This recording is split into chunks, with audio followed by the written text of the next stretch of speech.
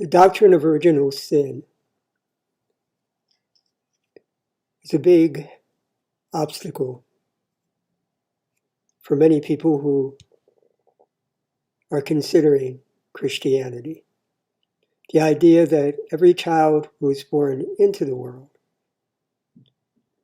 has mortal sin on their soul and that soul can only be cleansed by baptism is only one way of understanding the idea of original sin, and not the oldest way. To distinguish between that idea and the idea that is much older and much more biblical, maybe we can use the term first sin instead of original sin. Adam and Eve, according to the biblical account in Genesis, were created to enjoy life and to give birth, to procreate, and to fill the earth with their progeny.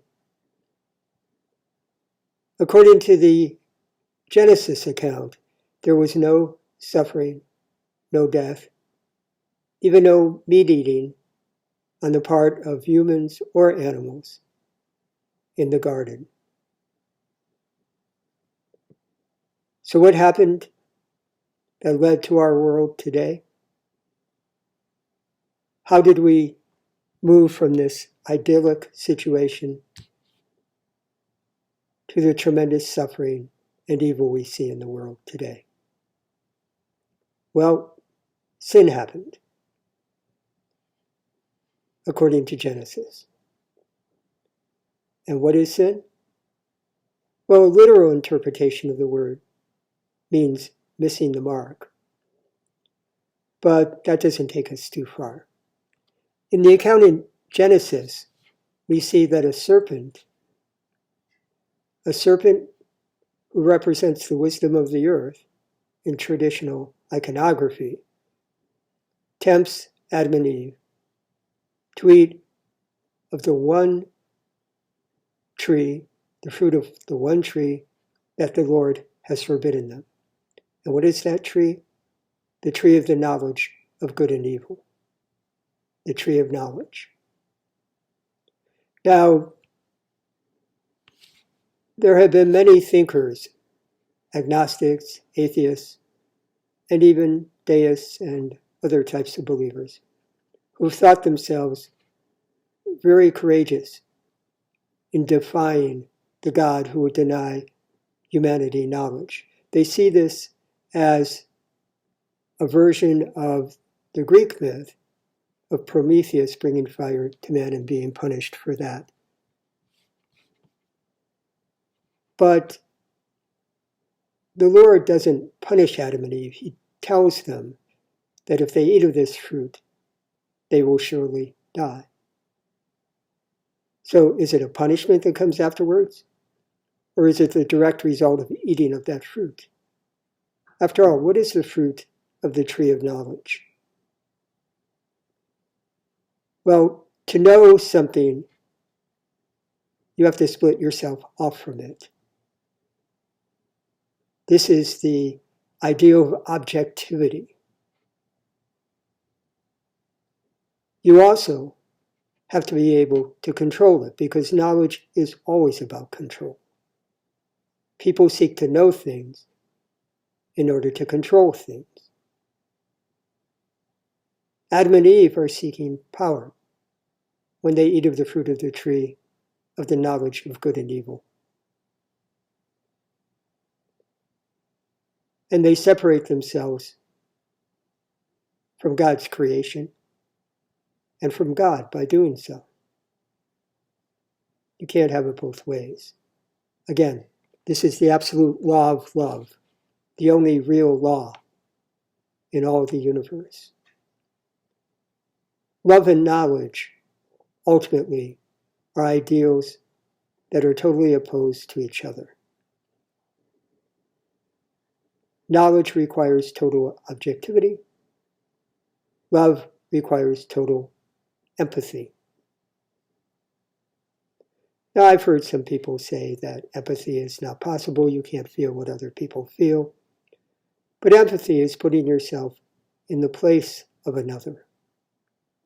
And you can do that because we are all one in spirit. And what's possible for one human being is possible for all.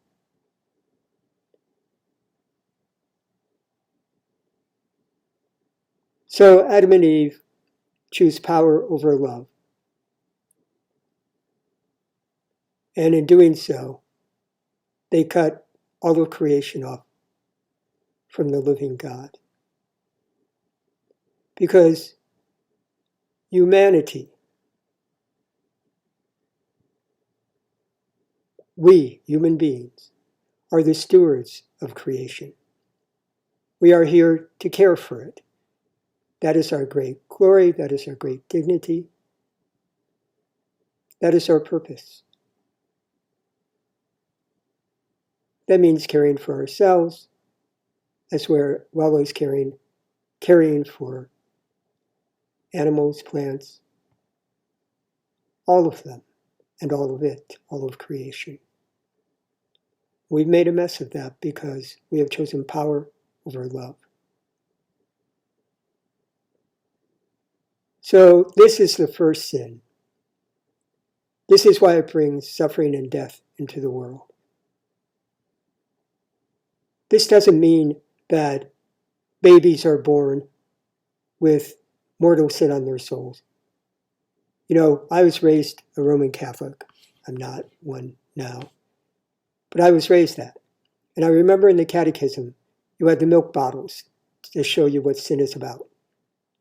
And a mortal sin was a milk bottle that was all black.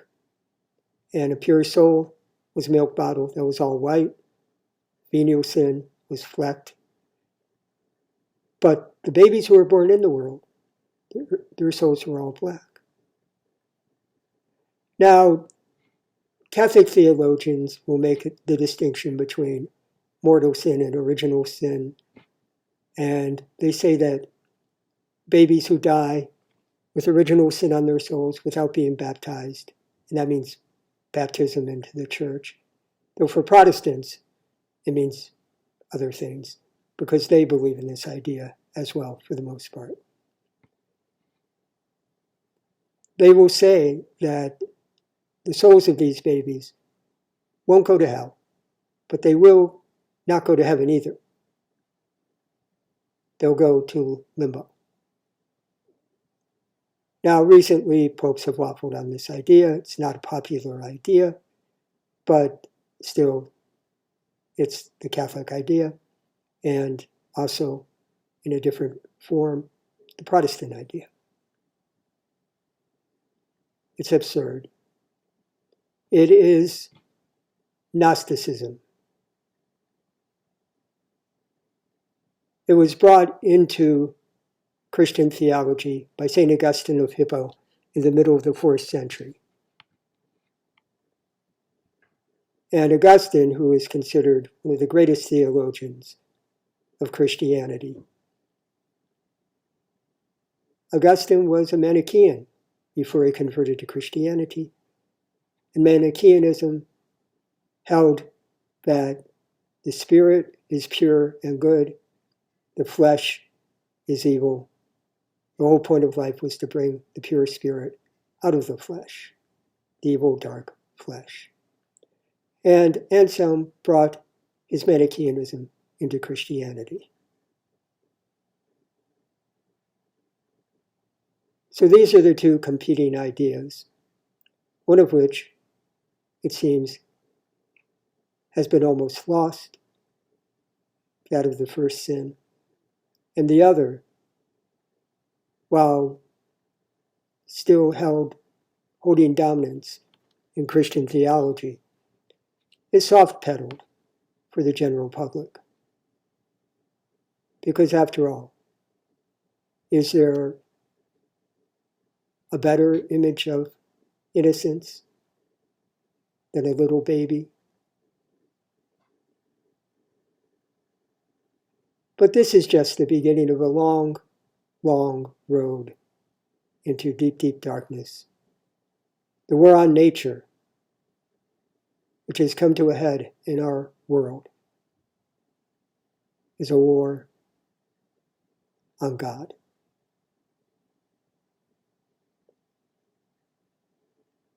Now, there's a lot of stuff that could be filled in, but of most immediate importance for us in our world today is to learn the lesson from the COVID scam. The germ theory of disease was invented by mostly Louis Pasteur, though Edward Jenner had some ideas. These are the patron saints of modern medical science, and they were total charlatans. Jenner introduced the smallpox vaccine back at the end of the 18th, beginning of the 19th century. And even though it no more passed safety tests than the vaccines today, the powers that be snapped it up, because if you can inject anything into anybody you please, you have absolute power.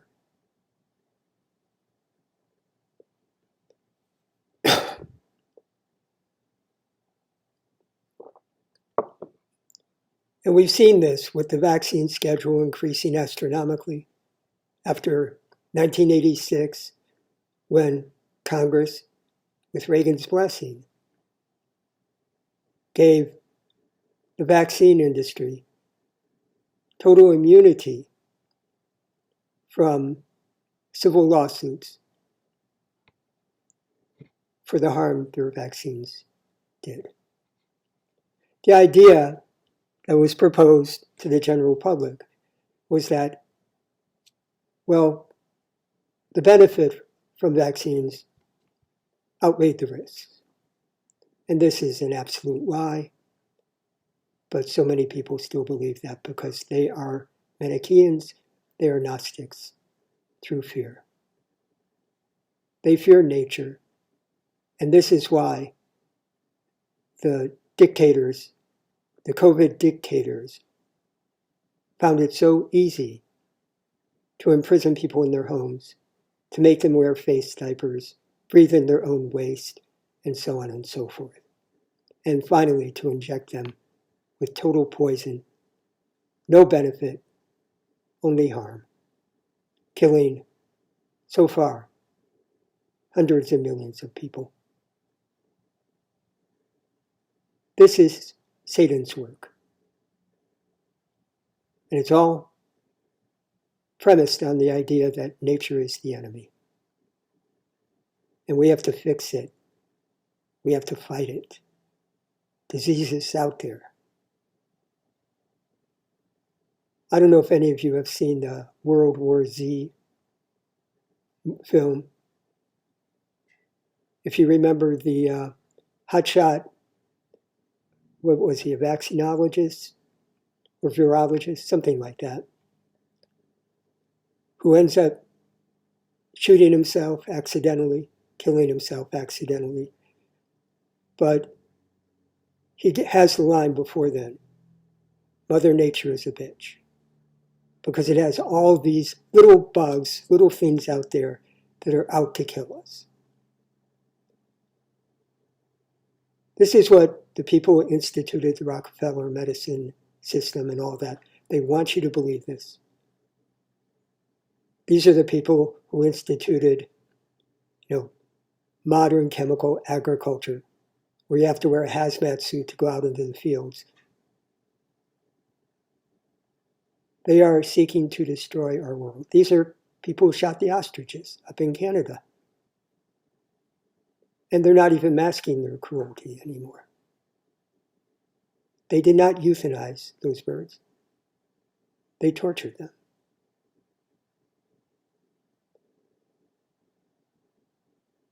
This is what is evil. And this is the political dimension.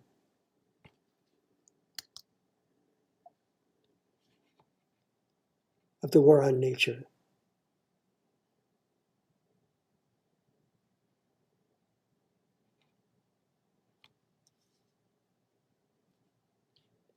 And as I said, this war on nature is a war on God. God's nature is not out to get us. If you just take a deep breath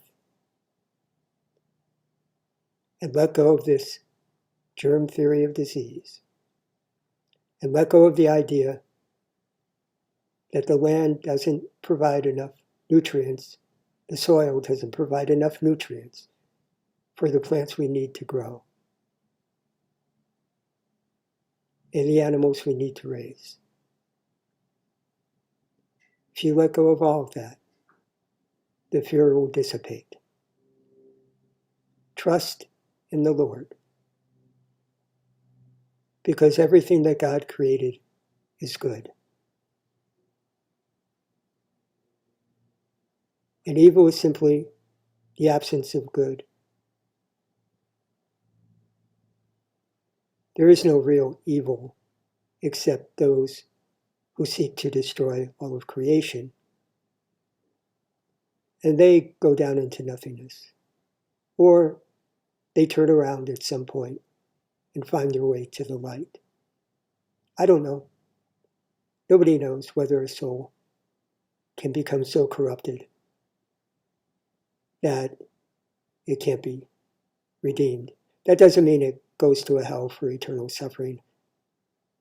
There is no such place. But as the first Christians believed, it doesn't rise from the dead. There is no eternal life for those who cut themselves off from God. That was their belief.